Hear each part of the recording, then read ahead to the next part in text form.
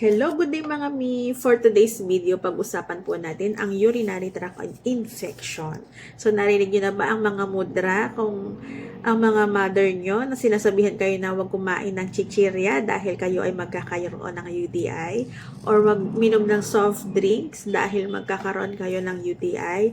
Mali po yun mga mi, dahil ang UTI or urinary tract infection ay isang bacterial infection. Bacteria ang nagkakos nito.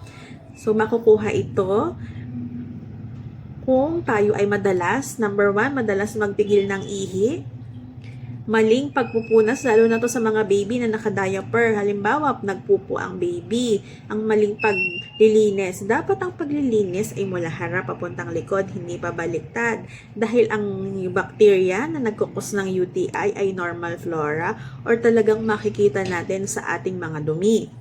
So, kapag mali ang paglilinis natin, prone tayo na magka-UTI.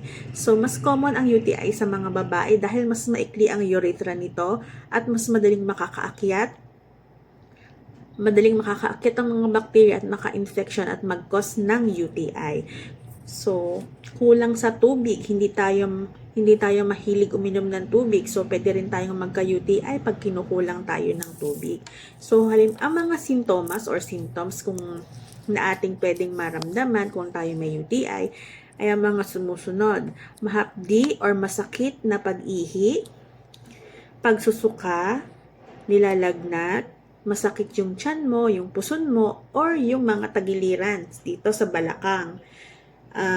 May lagnat. So, once na may symptoms ng ganito, magpa-examine na po tayo at kumonsulta na po sa mga doktor para maiwasan natin ang paglala ng ating infection. Yun lang po for today's video. Thanks for watching. See you on my next!